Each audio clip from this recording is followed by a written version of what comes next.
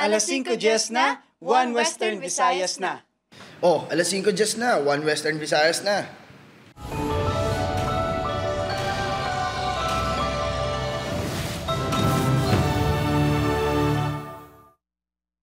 Mga balitang atong tutukan subong nga Lunes, mga deboto sang Senyor Santo Niño kag mga turista nagdagsa sa pagsaulog sa Dinagyang Festival 2025. Performance ng 8 ka tribo sa Dinagyang Tribes Competition gindayaw sa mga bisita kag turista. Tribo Paghidaet nagkampyon.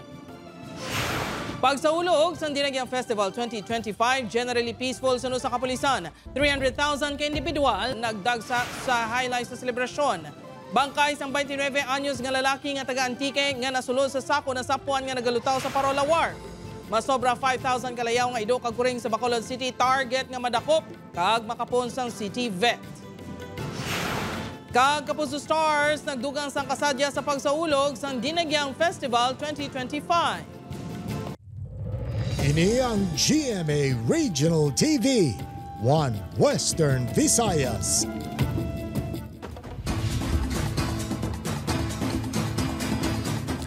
Mayong hapon, ako si Gertrude Charlotan.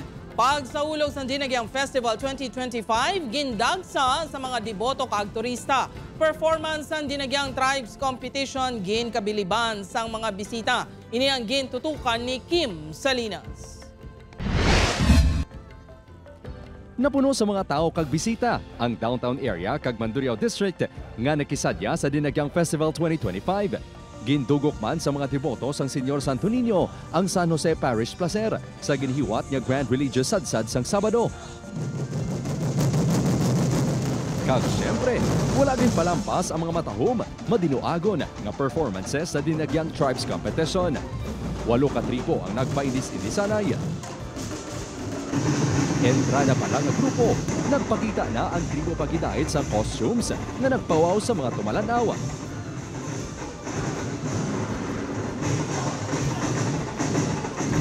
Kapag sik naman sa gulag, ang ginbida sang tribo sa Lugnon. Wala naman nagpapierde ang tribo Parianon nga nagasilak sa performance. Ang grande naman yung performance ang ginhalad sang tribo Ilonganon. Was-was naman sa pagsaot ang warriors ang tribo Pag-asa kang Mandurriao. Wala man nagpaulihi ang tribo Hangaway.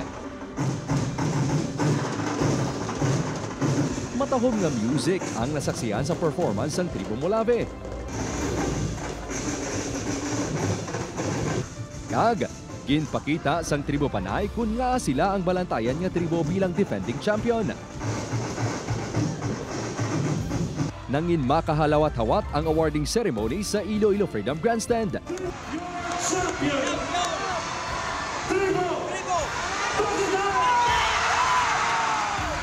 Gindeklara nga kampiyon ng tribo Paghidaet sa La Paz National High School. Grabe, nabatsagan sa kabataan namon. Kaya pasalamat kami. Itagaan kami chance again to win this crown. First runner-up ang champion sa nagligan niya tuig nga tribo Panay. Second runner-up ang tribo Ilonganon. Third runner-up ang tribo sa Lugnon. Kag fourth runner-up ang tribo Parianon nga nagasilak. Yari naman ang mga tribo nga nakakuha sang minor awards. Gindayaw sang alkalde sang syudad ng performance sa mga tribo sa Dinagyang Tribes Competition. Lain na gid maghulag ang aton Dinagyang. Jutay lang aton tribes pero ibang klase. May imbitasyon man ang syudad nga mag-perform ang tribo Paghidaet sa Auckland, New Zealand kag Osaka, Japan. Samtang, gindagsa man ang Illumination Philippine Lights Festival nga sa unang ation, ginpasakupan sa mga contingent na gikan sa nagkalain-lain nga lugar sa pungsod. Nakuha sang Bailes de Luces ang La Castellana Negros Occidental ang kampyonato sa kompetisyon. Upod kay Romel Porquia, Kim Salinas, One Western Visayas. Paghiwat sang Dinagyang Festival subong nga tuig naging malinong kag matawhay suno sa kapulisan. Masobra 300,000 ka individual nagdagsa sa kahiwatan. Ini ang gintutukan ni Kim Salinas live sa Tubok Subaharo. Kim?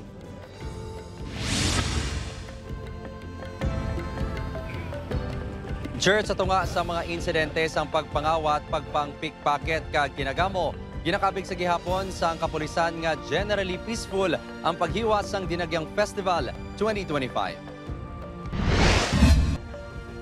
Samtang masako ang mga Ilonggo kag bisita sa pagsinadya sa Dinagyang Festival, masako naman ang pila ka mga persona sa pagpamantay kag pagpangawat. Kagahon sang Domingo sa nadakpan sa Barangay Infante Molo ang mag-asawa nga Sanday Maricar de Leon kag JP Santos kung sariin nakuha sa ila ang 15 ka cellphones.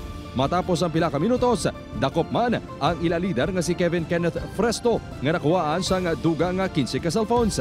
Lunsay taga-Tondo, Manila ang mga suspetsado nga napasaka na sang kaso nga theft. May mga nadakpan man nga persona nga may kaso sang pagpang-pickpocket ilabi na sa downtown area.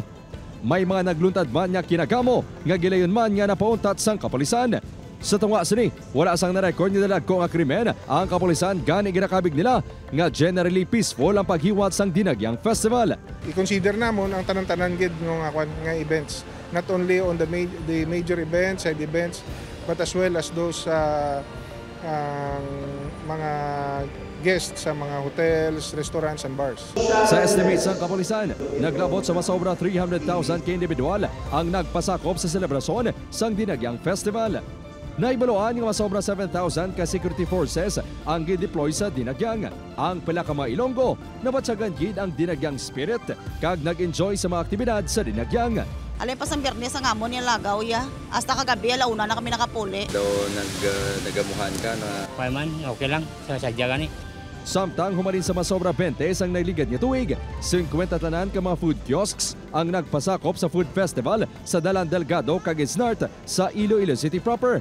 Apisar sa mga pagpanghangkat, ginakabig sang Iloilo Hotels, Restaurants and Resorts Association nga nangin madinalagon ang paghiwat sang food festivals.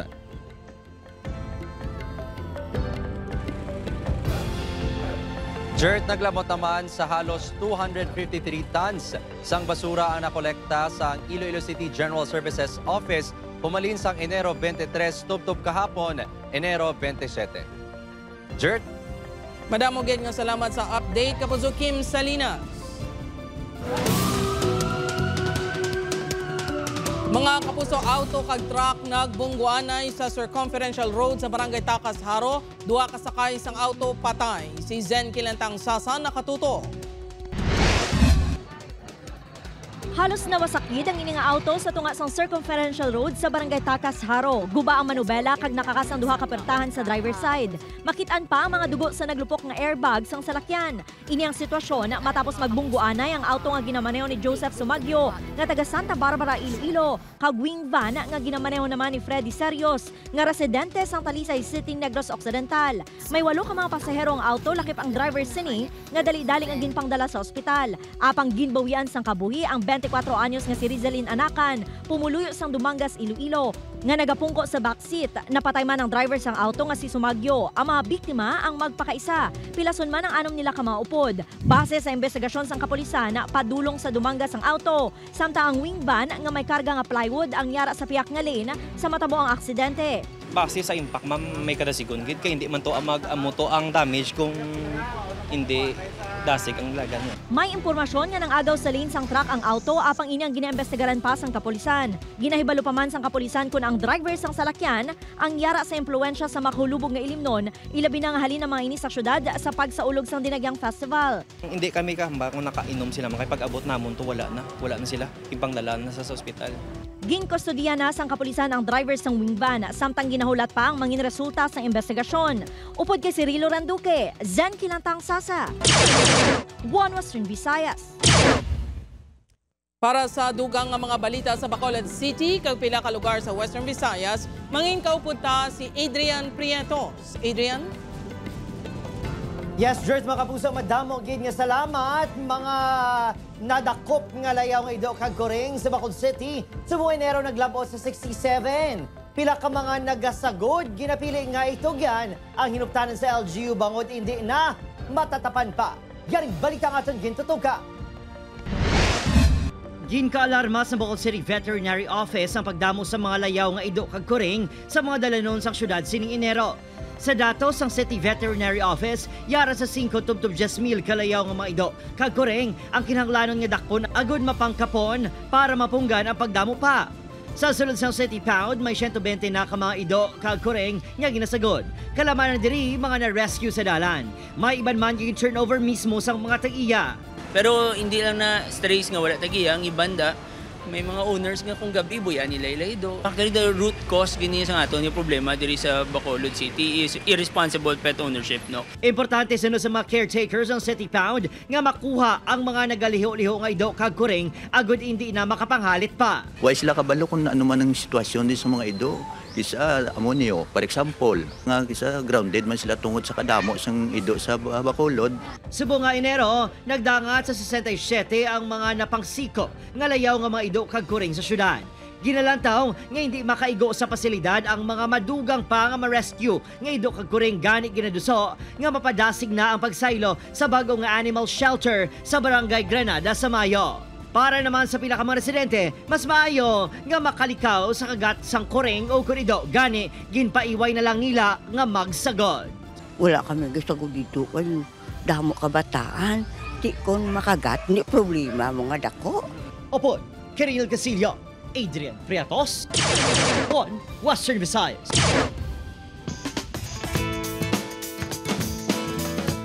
Kapuso Stars nakidinagyang festival kauban ng Ilonggo fans pinaagi sa Kapuso Mall Show kag Kapuso Fiesta. Ang masadya nila nga bonding sa mga Ilonggo lantawunta sa pagtutok ni Tess Ordales. Nangin star-studded ang dinagyang Festival 2025 sa pagbisita sa paborito nga Kapuso Stars. Worth it ang inoras nga hulat sa Ilonggo fans sa cast sa afternoon prime series nga Prinsesa ng City Jail sa Kapuso Mall Show sa SM City South Point. Bangod kasadya, kilig kag energy ang dala sa ilang mga idolo sang nagwan na on stage. Naramdam namin yung init ang pagnagap sa amin ng mga kapuso natin dito. And talagang ulit-ulitin ko masabihin, napakasarap mag-perform pag nakikita natin na yung mga kapuso natin nag-enjoy sila. Mas nakakagana gawin yung mga ginagawa namin ngayon dahil sa mainit na pagsuporta niyo sa amin lahat. Maraming salamat sa lahat ng kapuso sa pagtanggap sa amin, saka sa pagbabalik ko. But also, gagawin namin ang lahat to make you guys proud. Siyempre, nakidinagyang man ang stars ang lolong bayani ng bayan nga sa Nairuro, Madrid, Shara Diaz kag Paul Salas sa Kapuso Mall Show sa Robinson's Place, Iloilo.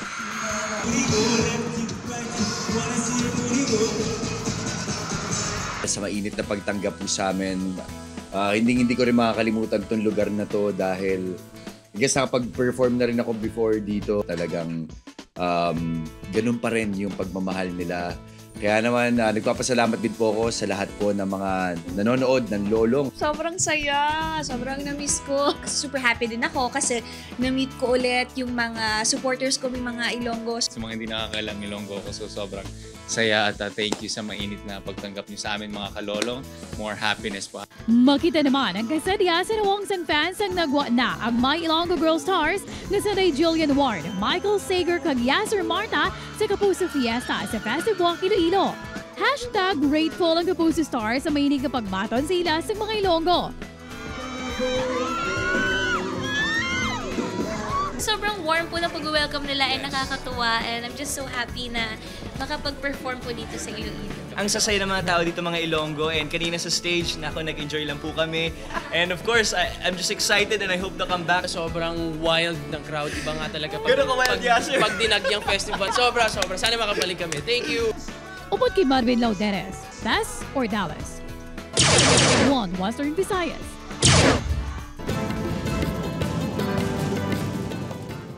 Good news sa aton mga kapuso, ilabi na gid sa mga motoristada. Bisan hindi masyado kadako, lauman ang pagnubo sa presyo sang gatong subong nga semana. Base sa datos ng mga oil company, ang presyo sang gasolina ang maganubo sa 80 sentimos kada litro. Ang presyo sang diesel ang magapanaog man sang 20 sentimos kada litro. Mga kapuso, 50 sentimos naman ang iganubo sa kada litro sang kerosene. Buwas aga igapatuman ang oil price adjustment. Ini ang GMA Regional TV, One Western Visayas.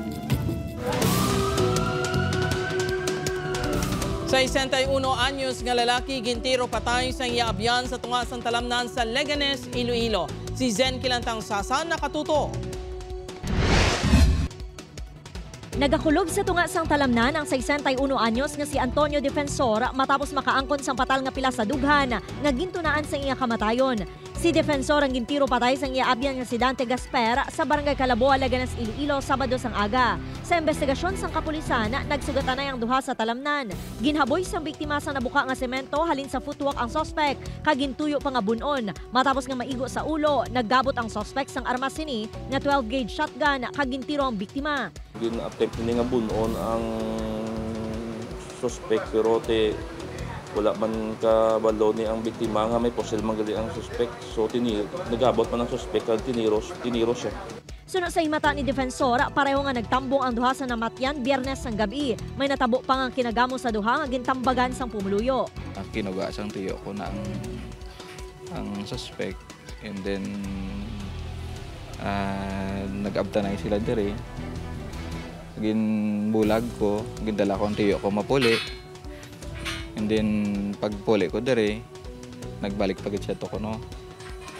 And then medyo nag-abot-abot man sila to pero napunggan man.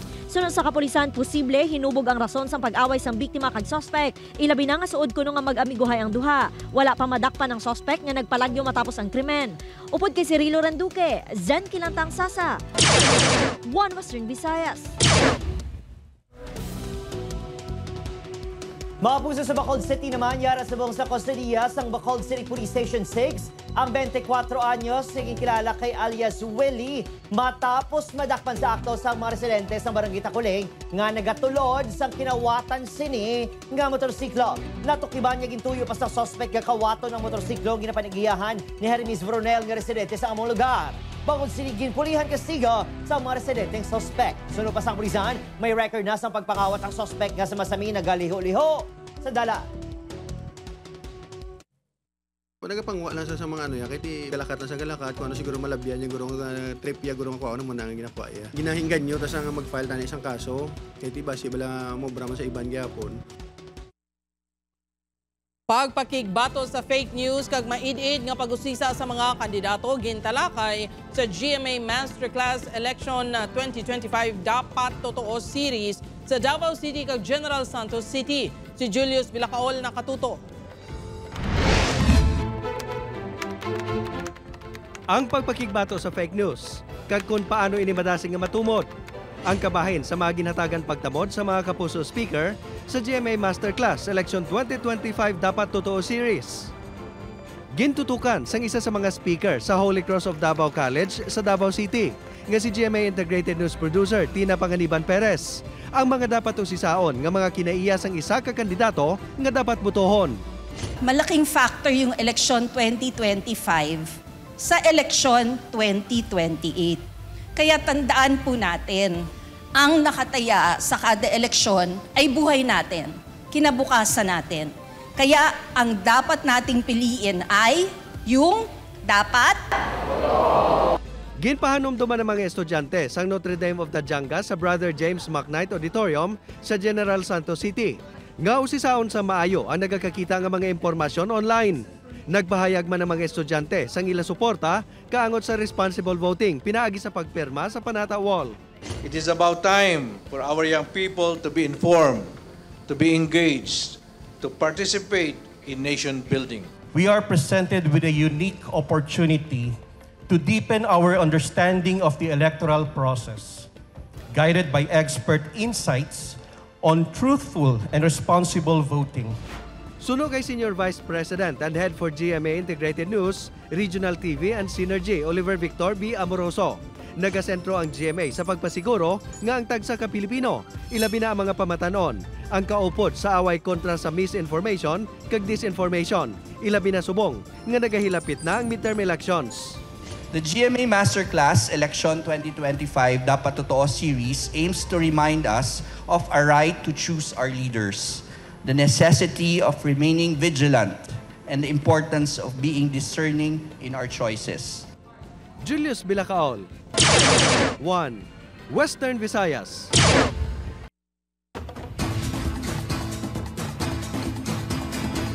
Madinuagon nga kultura sang probinsya sang Iloilo bida sa pagpasundayag sang siyam ka mga tribo sa kasadyahan sa Kabanwahanan. Tultugan Festival gindeklara nga kampyon.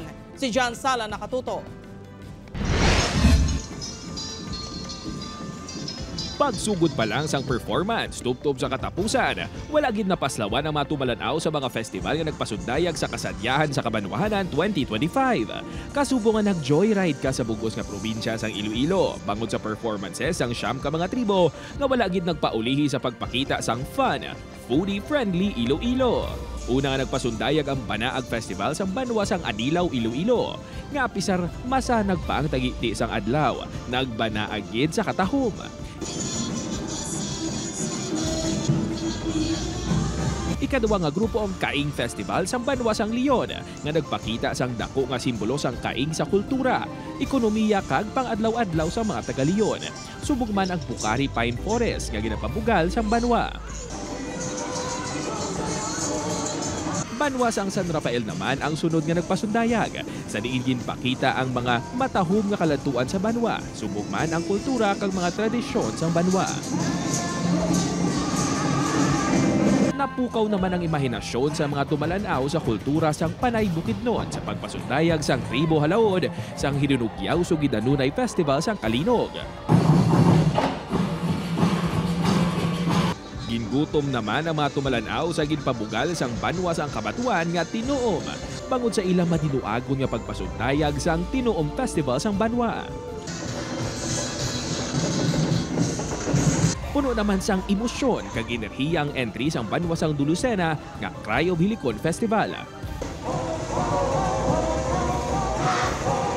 Maragtas nga kultura kag kasaysayan sang Banwa sang Igbaras ang gindala naman sang Tribo Tangyan. Hawas Dumangas. Wala man nagpaulihi ang Hawas Festival sang Banwa kag ginpakita gid kung ano kaimportante ang bangros sa palabuyan sa mga Dumangasanon. Kag syempre, last but not the least, ang defending champion nga Tultugan Festival sang Banwa sang Maasin nga ginpakita gid kung nga sila ang balantayan nga tribo. Ang kasadyahan sa Kabanwahanan, hindi lang isa ka aktibidad agud makapasundayag ang mga kapiestahan sa mga Kabanwahanan. Isa ini ka indikasyon nga ang probinsya sang Iloilo manggaranon sa kultura kag katahom. Sa ulihi, ginkilalang Kaing Festival sang Banwa sang Leon bilang second runner-up kag People's Choice winner. First runner-up naman ang Tribo Halaod sa Hinunugyaw Sugidanunay Festival sang Kalinog, Iloilo, nga ginkilala man bilang Best in Costume, Most Disciplined kag Best in Street Dancing.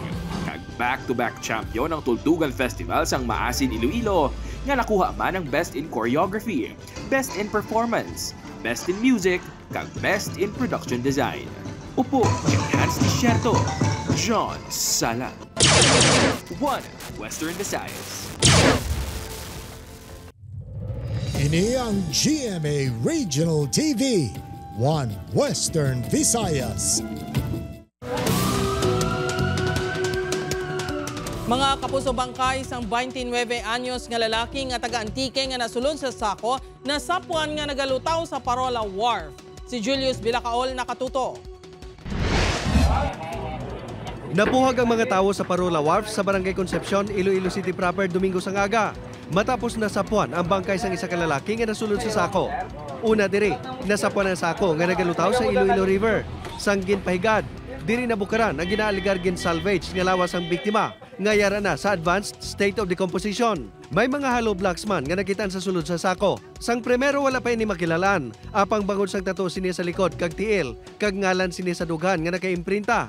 Nakilala ng biktima nga si Angel Brandon Salazar, 29 anyos nga residente sa Barangay 2 San Jose Antique. Ini ang ginkumpirmar man sa iya mga himata. Hindi pa naman ma-establish kung dirigid sa syudad na galing kaya dito siya nakitaan sa tunga sang dagat nga nagalutaw nga gitpabinit sang fiber boat nga nag-fly Lilo Guimaras. Hindi pa matuod kundiin kasano kag paano ginpatay ang biktima. Ginahulat pa ang resulta sang medical legal kag autopsy examination sa bangkay. Base sa investigasyon sa kapulisan, Enero 22, sang naghalin ang biktima sa Ilabalay, apang wala na makapauli.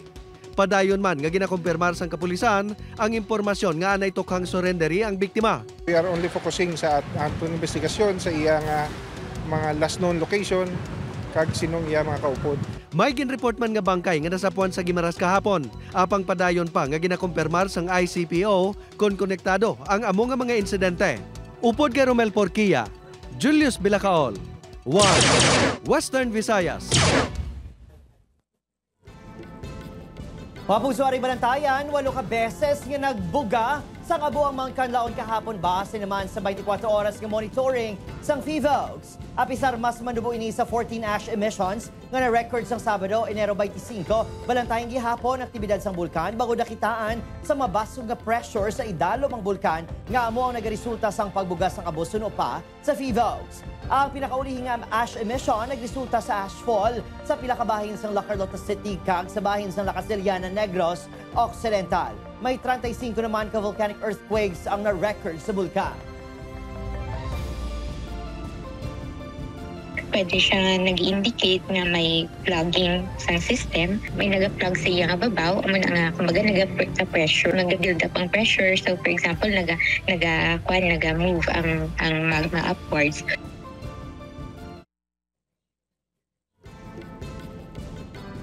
Mapuso anay, Iloilo City Mayor Jed Mabilog gintagaan sa executive clemency ni Presidente Ferdinand Marcos Jr. Nakatutok Kim Salinas.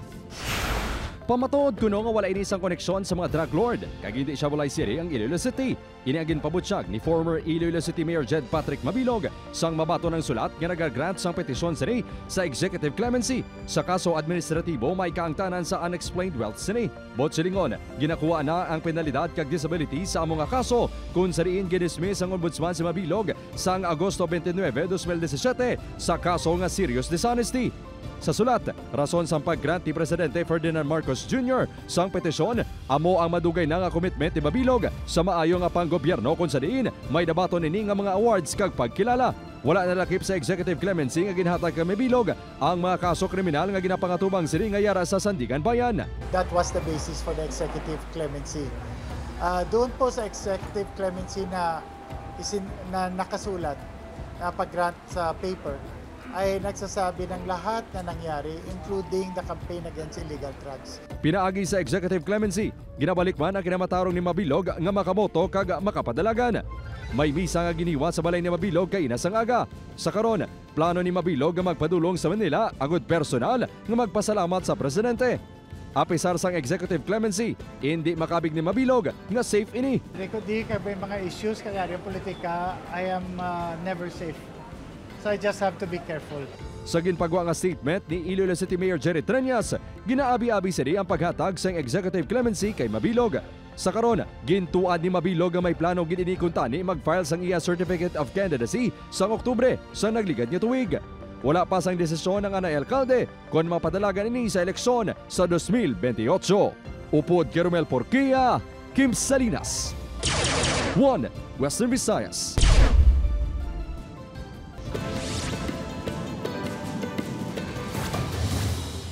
Nasapuan nga wala na sang kabuhi sa nabuking nga bahin sa Barangay Gintas, Hamtik Antique, si alias Reno.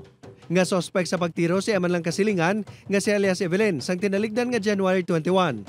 Suno sa kapulisan, posible nga nagsaka sa kahoy ang biktima kag nahulog. Rason nga nakaangkon sang pila sa ulo nga nagtuga sang iya kamatayon. Na-recover sa lugar ang 12-gauge shotgun kag 6 kabala nga ginapanagiyahan sang sospek. Nakuhaan sa masobra 500,000 pesos nga balor sa suspected shabu sa day alias Alog, 44 anyos, kag alias Mahal, 27 anyos, sa drug buy-bust operation sa Barangay PD Monfort North, Dumangas, Iloilo. Suno sa kapulisan, 2 ka semana nga ginpaidalom sa monitoring ang 2 ka drug personalities nga pareho nga residente sang lugar. Preso na ang mga ini sa Dumangas MPS kag pasakaan sang kaso nga paglapas sa RA 9165.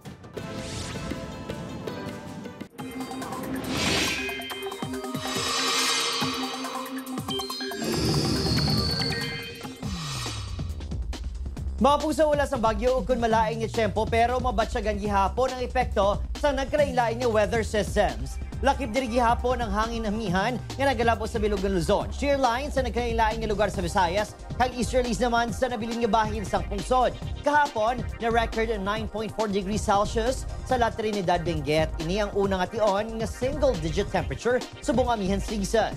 Posible nga magpadayon ang mas matugno nga tiyempo bango sa amihan tubtob sa Pebrero. Base naman sa rainfall forecast ng Metro Weather, may lapta-lapta nga ulan gihapon sa pilakabahin sa Capiz, Antique kag Negros Island region. Posible man ang ulan sa iba't pang bahin sa Pilipinas.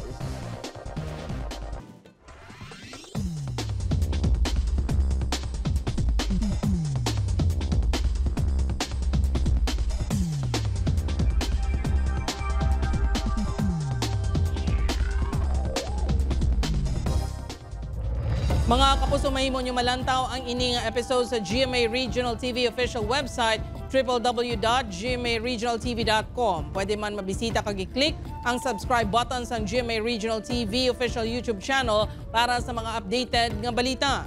Sa aton mga kapuso diri sa Western Visayas kag subong man sa aton mga kapuso abroad, madamo gid nga salamat sa pagtutok. Mag-isa kita kag hibalon ng mga balita tungod local news matters. Ako si Gertrude Charlatan, ini ang One Western Visayas, bugos nga puwersa para sa mas dako nga misyon kag mas masangkad nga pagserbisyo sa pungsod.